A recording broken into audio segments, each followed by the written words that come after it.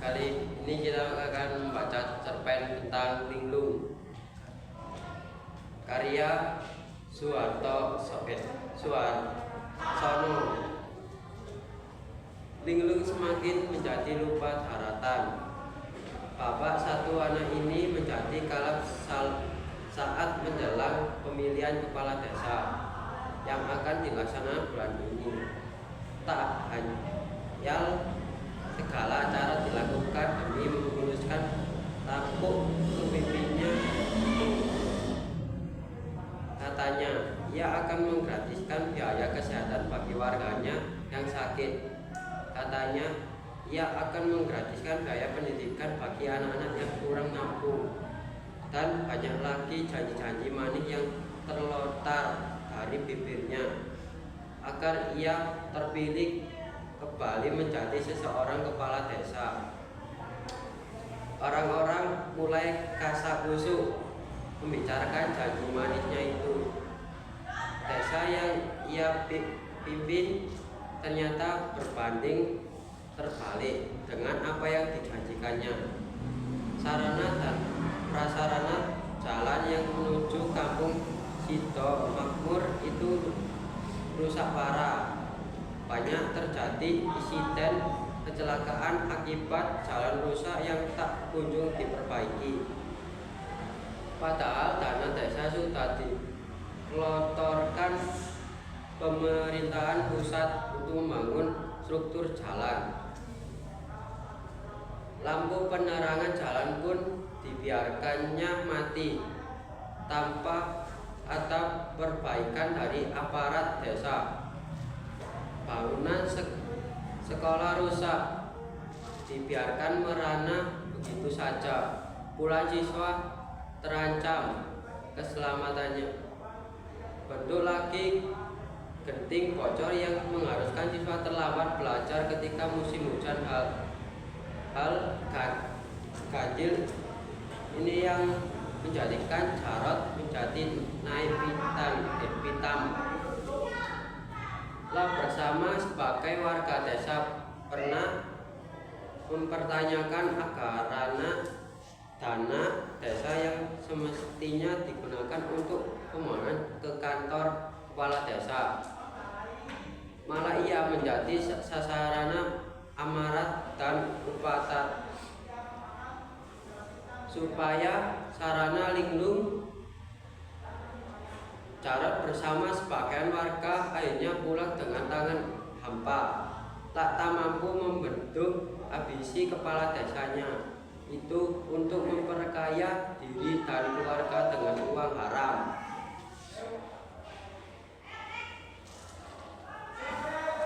Matahari terlihat malas saat berangkat dari raduannya. Cahayanya tak lagi memancarkan sinar keemasan di pucuk-pucuk pohon pisang. Burung-burung yang biasanya ramai menyambut pagi, kini nyaris tak terdengar ceritanya. Desa yang diapit oleh dua sungai besar itu tak ubahnya akan ditenggelamkan oleh ambisi kepala desa yang haus akan kekuasaan dan jabatan. Untuk membendung ambisi tersebut, sudah ada dua kandidat yang siap maju untuk perhelatan akbar ini. Ini adalah Jatmiko dan Suyatno. Calon kandidat kepala desa ini memiliki background pendidikan yang berbeda. Jatmiko pemuda desa yang pernah menjabat sebagai ketua BEM di salah satu perguruan tinggi negeri Kota Pahlawan, adalah lulusan terbaik teknik sipil. Ia siap kembali ke kampung halamannya demi memajukan dan membangunkan tanah kelahirannya. Suyatno, pemuda desa dengan predikat cum laude dari salah satu perguruan tinggi negeri Kota Semarang, adalah lulusan sarjana agama. Ia juga turut andil dalam memajukan desanya yang telah lama ia tinggalkan. Harapan besar warga bertumbuh pada mereka berdua. Mereka menginginkan perubahan kepemimpinan di desanya. Mereka tak ingin lagi dipimpin oleh pemimpin yang tidak memihak pada kepentingan umum. Mereka tak ingin lagi dipimpin oleh pemimpin yang hanya pandai bermain retorika di hadapan warga masyarakat.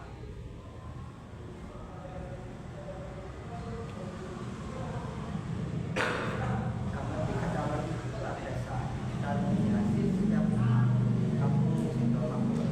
Kamar Linglung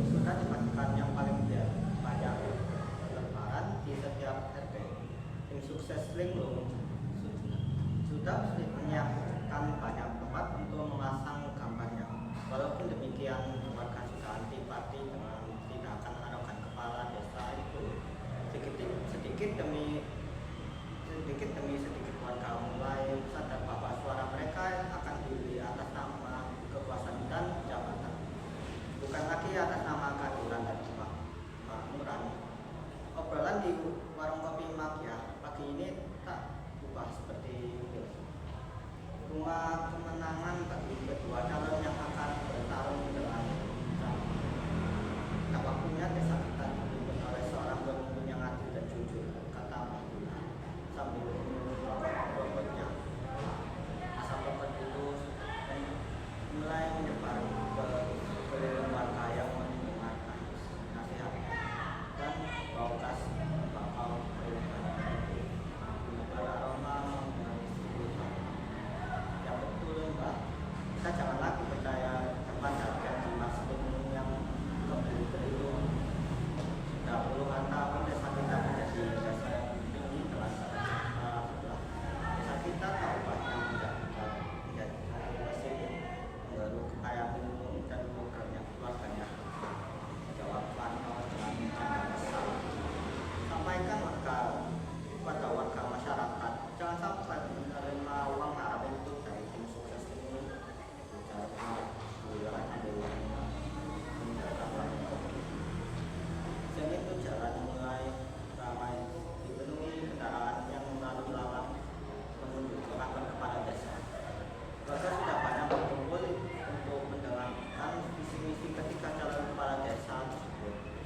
Tampak Linglung dengan memakai setelan jas hitam dan dasi warna hitam serta songkok hitam duduk berdampingan dengan Jatmiko dan Suyatno. Sedangkan Jatmiko memakai seragam batik yang bercorak daun pisang sebagai ciri khas desa Sidomakmur. Tak mau kalah dari pakaian kandidat yang ada, Suyatno memakai baju koko muslim sebagai identitas kelompok religius. Mereka bergantian menyampaikan visi dan misinya dengan tegas dan berapi-api. Itu memandang sinis di arah kedua calon desa yang berada persis di sampingnya. Dia yakin bahwa kedua calon tersebut akan tumbang melawannya. Dia yakin akan mendapatkan suara banyak dari warganya.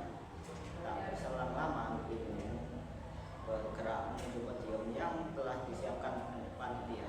Dalam operasinya, ia berjanji akan memajukan dan mensejahterakan warga desa Sidomakmur.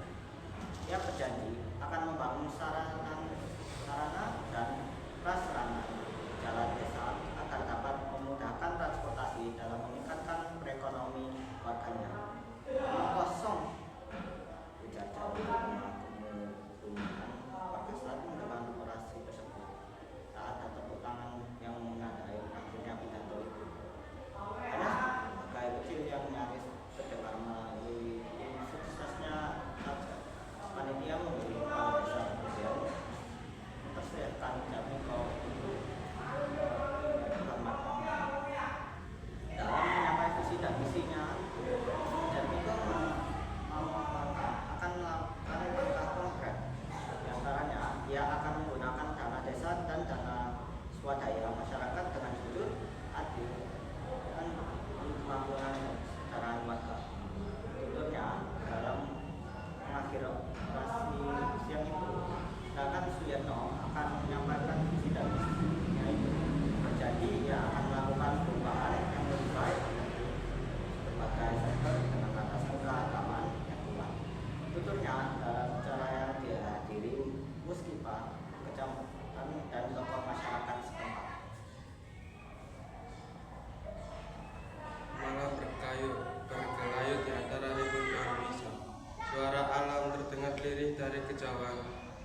Binatang malam mulai beraktivitas dari tidur siangnya. Jalanan tampak lenggang di beberapa sudut desa. Sesekali terlihat lompatan katak dan serangga malam di tepi jalan yang mulai merayap.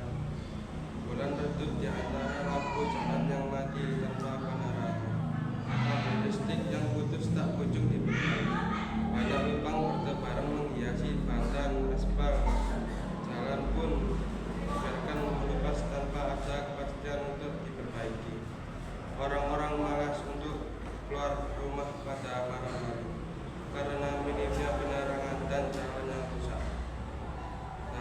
kejauhan nampak sekelompok orang berkerumunan untuk membagi tugasnya masing-masing.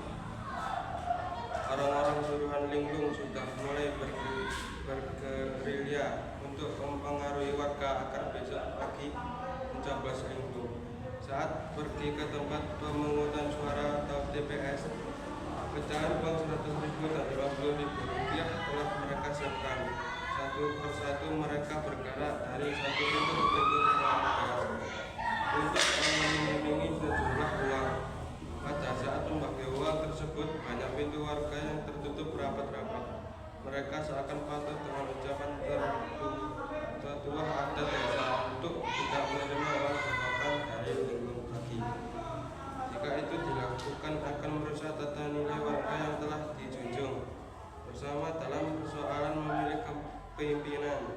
Bagi mereka, pemimpin adalah mereka yang harus dapat dijadikan panutan untuk suri tauladan dalam mengaktualisasi nilai-nilai agama dan moralitas dalam kehidupannya, dengan selalu memiliki keluhuran hati dan jiwa, rendah hati, jujur, tidak suka segala bentuk penindasan dan kekerasan, pemaaf dan penuh kasih sayang, ujar ketua adat yang pernah menasehati mereka saat diwati Mak Yah tunggu dulu. Malam beringsut mengamasi bayang-bayang. Bulan berwajah pucat saat cahaya merah dari ufuk timur mulai muncul. Alam kembali terang saat cahaya matahari memantul ke bumi, membangun warga desa dari tidur lelapnya. Geliat pagi nampak dari beberapa panitia pemilihan kepala desa sudah mulai sibuk menata alat coblosan. Mereka berbanyak agar pilpres di kampungnya dapat diselenggarakan dengan jujur dan adil, tanpa adanya rekayasa. Arena pencoblosan terpusat di kantor kepala desa Sidomakmur. Setelah beberapa saat kemudian, warga terlihat berduyun-duyun menggunakan hak suaranya dengan cerdas ke tempat pemungutan suara. Antrean mengular lebih panjang saat siang hari. Mereka dengan sabar menggunakan hak suaranya tanpa dibeli oleh siapapun dan dari pihak manapun. Mereka menginginkan perubahan bukan ketimpangan. Mereka menginginkan persaudaraan bukan permusuhan. Dan mereka menginginkan kesejahteraan bukan kemelaratan. Bukankah amanat undang-undang menegaskan bahwa bumi, air, dan kekayaan alam yang terkandung di dalamnya dikuasai oleh negara dan dipergunakan sebesar-besarnya untuk kemakmuran rakyat? Begitulah seharusnya pemimpin mewujudkan kesejahteraan bersama, bukan kesejahteraan keluarga dan kroni-kroninya dalam menjabat nanti.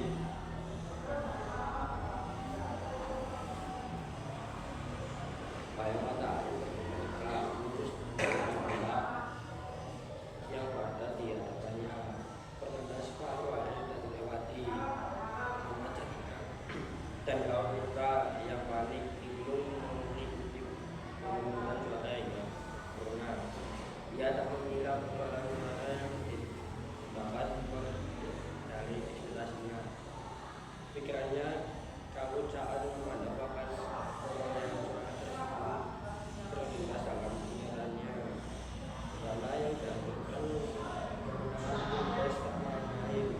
Hampir tapi yang diperlukan Indonesia. Kemanakah suara tersebut ujar dalam hatinya. Ia mengamalkan pikirannya dan menatap hatinya. Suara-suara misterius itu selalu bergema, bercambung. Di bawah lautannya suara-suara itu berdesak keras, melainkan sampai menghubungi kepalanya. Mana suara-suara itu? Kemana lautan itu? Mana? Sambil berteriak histeris tanpa menambahkan pemungutan suara. Matanya merah, sangka bisa menambahkan mereka yang sambil menghalanginya. Suasana pemungutan suara berubah menjadi cair langsung dan kuat untuk menghindari angka itu. Beberapa tim keamanan dari Polsek dan Hakim berupaya